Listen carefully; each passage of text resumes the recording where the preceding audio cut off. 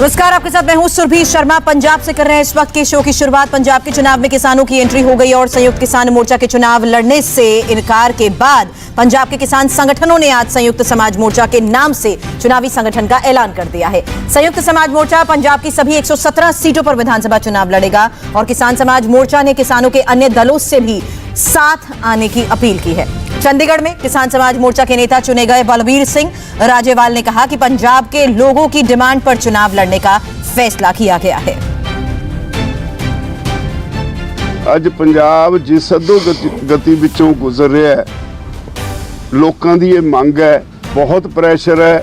ਲੋਕੀ ਟੈਲੀਫੋਨ ਕਰ ਕਰਕੇ ਬੜਾ ਪਰੇਸ਼ਾਨ ਕਰਦੇ ਨੇ ਵੀ ਫੈਸਲਾ ਲਓ। तो ਸਾਰੀਆਂ ਜਥੇਬੰਦੀਆਂ ਨੇ ਮਿਲ ਕੇ ਅੱਜ ਇੱਥੇ ਫੈਸਲਾ ਕੀਤਾ ਵੀ ਅਸੀਂ ਇੱਕ ਪੋਲੀਟੀਕਲ ਬਦਲ ਦੇਣਾ ਹੈ। ਉਹਦਾ ਨਾਮ ਸੰਯੁਕਤ ਸਮਾਜ ਮੋਰਚਾ ਰੱਖਿਆ, ਜਿਹੜਾ ਸਾਰੇ ਪੰਜਾਬ ਦੀਆਂ ਸਾਰੀਆਂ ਸੀਟਾਂ ਤੇ ਲੜੂਗਾ। ਉਹਦੇ ਲਈ ਜਿਹੜੇ पंजाब ਦੇ ਹਿਤੈਸ਼ੀ ਨੇ ਉਹਨਾਂ ਨਾਲ ਵੀ ਤਾਲਮੇਲ करके ਉਹਨਾਂ ਨੂੰ भी ਕਲਾਵੇ ਚ ਲਿਆ ਜਾਊਗਾ। पंजाब के चुनावी मैदान में किसानों की एंट्री ने दूसरे राजनीतिक दलों की टेंशन बढ़ा दी है, लेकिन संयुक्त किसान मोर्चा में शामिल दूसरे किसान नेता पंजाब में किसान संगठनों के चुनाव लड़ने के पक्ष में नहीं है। किसान नेता दर्शनपाल सिंह ने कहा, इससे किसानों का वजूद ही खत्म हो जाएगा। देखो जी, बड़ा रौला पिया होया साडे मोर्चे दे विचों कुछ जथेबंदियां ने जड़ियां उन्हां दीयां लाड़ां डिग्गण लग गईयां ते ओह किसान जथेबंदियां इलैक्शन का मूड बना रही ने। कुछ इन्हां चों जिहड़ियां छोटियां जथेबंदियां ने ओह उन्हां दा जी करदा कि असीं भी हुण मंत्री मंडल चाहिए, लेकिन साडी क्रांतिकारी किसान यूनियन का ऐलान है कि असीं अपना अंदोलन का रस्ता अपना के रखांगे, क्योंकि अंदोलन तो बगैर कुछ भी प्राप्त नहीं किया जा सकता। यूपी चुनाव में योगी के खिलाफ अखिलेश यादव अपना MY फैक्टर खेलने की फिराक में, और इस खेल में हैदराबाद वाले ओवैसी भी अपना इक्वेशन फिट कर रहे थे। मगर योगी ने आज 1 लाख वोटर के सामने अपना Y+Y कार्ड चलकर सबको चित कर दिया। Y+Y यानी योगी और यूथ। आज योगी ने लखनऊ में प्रतिभाशाली नौजवानों को लैपटॉप से लेकर स्मार्टफोन तक बांटे, उनकी प्रोग्रेस की एक ब्लूप्रिंट भी पेश किया। योजना आगे भी जारी रहेगी, मगर दूसरा खेमा क्या कर रहा है, ओवैसी का बयान सुनेंगे तो मंसूबे समझ जाएंगे।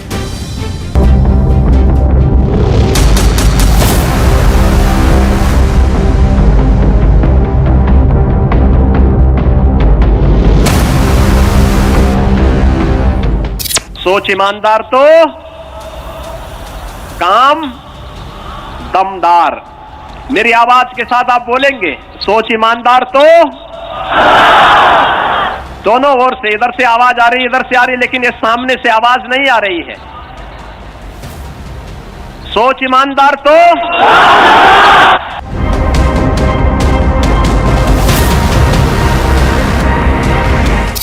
सर्वाधिक युवा दुनिया के अंदर भारत में है, और भारत में भी सर्वाधिक युवा हमारे उत्तर प्रदेश में हैं। ये 12 बजे सोकर उठने वाले युवा नहीं हैं।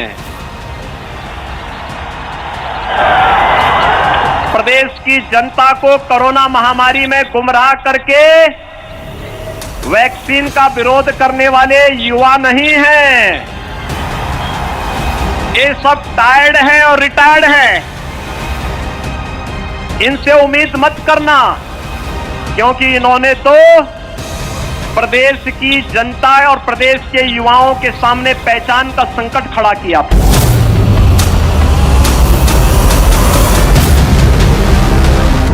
नए युग का सृजन युवकों तुम्हारे हाथ में है, समूचा जग युवा पीढ़ी तुम्हारे साथ में है।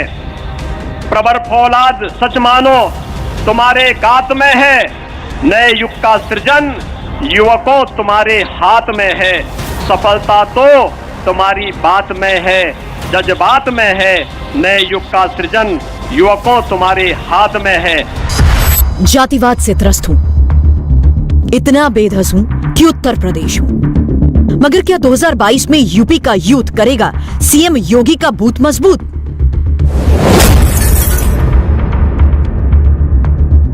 लखनऊ के स्टेडियम में जुटी नौजवानों की भीड़ कुछ कह रही है। इस आवाज को बेआवाज सुनिए। यहां बैठी बेटियों को देखिए। अब 40% महिलाओं को नेतृत्व देने वाली पार्टियों के दावे पर अनकहा अटैक देखिए। यहां योगी ने काम दमदार और सोच ईमानदार के साथ प्रस्थान किया। 2022 में यूथ के साथ बूथ को मजबूत करने की ये रणनीति दिखती तो दमदार है। अटल जी ने एक बात कही थी, उन्होंने कहा था, और मैं आप सभी युवाओं से कहना चाहूंगा, अटल जी ने कहा था कि छोटे मन से कोई बड़ा नहीं होता और टूटे मन से कोई खड़ा नहीं होता। याद रखना युवा साथियों, सोच कभी छोटी नहीं होनी चाहिए।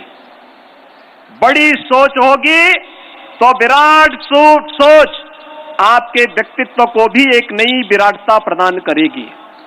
संकुचित सोच एक संकुचित दायरे में हमें कैद करके रखती है, और ये संकुचित सोच हमें न घर की रखती है न घाट की बनाती है।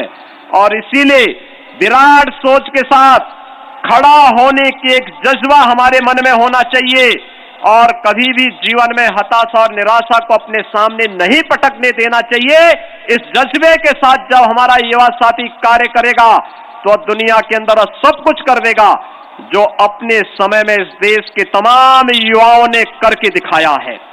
और मैं आज इसी आह्वान के साथ अटल जी के जन्म दिवस पर, इस सुशासन दिवस के अवसर पर उत्तर प्रदेश के अपने सभी युवाओं को अटल जी की उन भावनाओं का प्रतिनिधित्व करते हुए, देश के यशस्वी प्रधानमंत्री नरेंद्र मोदी जी की भावनाओं को आगे बढ़ाते हुए एक नए जज्बे के साथ खड़ा होने के आह्वान के साथ ही आप सबका आह्वान करने के लिए मैं और भारत सरकार के शिक्षा मंत्री और प्रदेश सरकार के हमारे तमाम माननीय मंत्रीगण आज इस मंच पर यहां पर आए हैं, जहां पर उत्तर प्रदेश के हर जनपद से युवाओं की उपस्थिति है, और एक साथ प्रदेश के युवाओं को हम लोग तकनीकी दृष्टि से दुनिया के सामने प्रस्तुत करने के लिए आज इस टैबलेट और स्मार्टफोन वितरण की कार्रवाई को आगे बढ़ाने का कार्य कर रहे हैं। योगी खुद युवा हैं। योगी ने युवा राजनीति से आरंभ किया था। योगी यूपी में युवाओं की अहमियत समझते हैं, युवा मतदाता की ताकत पहचानते हैं। एक अनुमान के मुताबिक यूपी में युवा वोटर की ताकत है। यूपी सबसे बड़ा प्रदेश है जहां सबसे ज्यादा युवा हैं। इसे समझना है तो समझिए और इनकी ताकत यूं देखिए कि 2014 से 2017 और 2019 तक युवा मतदाता की संख्या 30% तक बढ़ी है और ये 50% से ज्यादा बीजेपी के पक्ष में गई है। 2014 में 29 वर्ष तक के युवा वोटर्स की संख्या तकरीबन 27% थी। 2019 के लोकसभा चुनाव की बात करें तो 71 लाख नए वोटर्स के साथ ये बढ़कर 29% हो गई। 2019 में 18 वर्ष वाले वोटर्स की संख्या 17 लाख थी। 2014 के मुकाबले 2019 में तकरीबन 57 लाख वोट अधिक पड़े थे। 2017 के विधानसभा चुनाव में 17 लाख नए मतदाता जुड़े। 2017 के विधानसभा चुनाव में तकरीबन 12 लाख वोटर 18 वर्ष के थे। अब अगर समझ सकते हैं तो यूपी में युवा वोटर की ताकत समझिए और खचाखच भरा स्टेडियम देखिए, अपने जिलों के पोस्टर लहराते युवाओं को देखिए। योगी 22 के चुनाव में कैसे अपना बूथ मजबूत करेंगे ये समझिए। योगी को कोरोना के दौरान अपने युवाओं के राजस्थान में फंसे होने की पीड़ा थी। युवाओं की नई जनरेशन नेक्स्ट को कनेक्ट करने के लिए प्रेरणा वहां से आती है। तब योगी डिजिटल इंडिया की राह पर बढ़ते हैं। जब लॉकडाउन प्रारंभ हुआ था, सबसे पहली चुनौती हमारे सामने आई थी कि कोटा में जो बच्चे प्रतियोगी परीक्षाओं की तैयारी कर रहे थे, उन बच्चों के लिए कैसे उनको उनके घर में सुरक्षित लाया जाए। राजस्थान सरकार तैयार नहीं थी सहयोग करने के लिए। मुझे उत्तर प्रदेश से बसेज भेजनी पड़ी थी कोटा, और उन सभी 15,000 बच्चों को हम सुरक्षित उनके घरों तक पहुंचाने के कार्य किए थे। योगी की यूथ को टैकल करने की रणनीति को समझेंगे तो 2022 का पूरा समीकरण समझ में आएगा। जातियों की वोट लूटने के लिए एक बार फिर समाजवादी परिवार एकजुट हो रहा है तो मैदान में हैदराबाद वाले भाईजान बाबा का भूत लेकर कूद पड़े हैं। फिरोजाबाद की सियासी नवैयत आपको बाद में बताते हैं, पहले ये खेल समझ लीजिए। असद भाईजान का इमोशनल बयान समझ लीजिए। असदुद्दीन ओवैसी, इन तमाम सियासी पार्टियों के आगे मैं अपने जमीर का सौदा करने के लिए तैयार नहीं हूं। मैं आपका वोट बेचने के लिए तैयार नहीं हूं। मेरी लड़ाई अगर है तो आपकी लड़ाई है। अगर हैदराबाद से असदुद्दीन ओवैसी फिरोजाबाद को आया है तो मैं अपनी मकबूलियत में इजाफा करने के लिए नहीं आया हूं, मैं अपनी अना की तस्कीन के लिए नहीं आया हूं। मेरे आने का मकसद एक ही है और इंशाअल्लाह अल्लाह मुझे जब तक जिंदा रखेगा मैं उत्तर प्रदेश को आता रहूंगा, फिरोजाबाद को आता रहूंगा। और मेरी ख्वाहिश यही है कि अल्लाह जब मेरे इस जिस्म से मेरी जान को निकाल देगा, नहीं मालूम कि अल्लाह कितनी मोहलत हमको और आपको दी है। मेरी एक ही ख्वाहिश है कि जब इस दुनिया से अल्लाह मुझे बुला लेगा, मैं उत्तर प्रदेश में मंजलिस के परचम तले मुसलमानों के लीडरशिप को देखना चाहता हूँ। ओवैसी भाईजान यही नहीं रुकते, फिरोजाबाद वालों को दी गई उनकी एक और नसीहत पर गौर करिए। फिरोजाबाद में सब अगस्त सितंबर में बुखार आया तो मीडिया ने लिखा कि 45 से लेकर 200 के दरमियान में मासूम बच्चों की मौत हो गई। इसका जिम्मेदार कौन है? इसका जिम्मेदार बीजेपी की सरकार है। आप बताइए कि टाइफाइड हो जाता है, मलेरिया हो जाता है, क्या क्या हो जाता है। पेड़ के नीचे बच्चों को लिटाकर वहां पर उनको ड्रिप दिया जा रहा था। उत्तर प्रदेश में बीजेपी की सरकार है। अब आप जाकर अगर बाबा से कहेंगे, मुख्यमंत्री से, कि अगस्त सितंबर में 45 और 200 के दरमियान में बच्चों की मौत हुई, तो बाबा बोलेंगे नाम फिरोजाबाद है इसलिए बुखार आ गया। बाबा के दिमाग पर ये नाम को हटाने का बुखार है। मुख्यमंत्री के दिमाग में ये नहीं आता कि बच्चे क्यों मर रहे हैं। बच्चे इसलिए मर रहे हैं क्योंकि बीजेपी की सरकार ने फिरोजाबाद में सिर्फ 17 पब्लिक हेल्थ सेंटर्स कायम किए। डॉक्टर का इंतजाम नहीं है, दवाएं नहीं है, कुछ नहीं है। मगर बाबा कहेंगे कि नाम बदल दो फिरोजाबाद का, बुखार नहीं आएगा, बच्चे नहीं मरेंगे। नाम बदलने से कुछ नहीं होता, काम करना पड़ेगा। मगर जहां कहीं भी नाम फिरोजाबाद होगा, नाम बदल दो, नहीं सुने ठोक दो, नहीं सुने जेल में डाल दो। अब आइए फिरोजाबाद को समझिए। सियासी तौर पर ये मुलायम सिंह यादव के सिपाही साम्राज्य से एकदम करीबी हिस्सा है। इतना ही नहीं, यादव परिवार के एक चश्मो चिराग यहाँ से जनप्रतिनिधि रह चुके हैं। जी हाँ, 2014 में रामगोपाल यादव के बेटे अक्षय यहाँ से सांसद थे।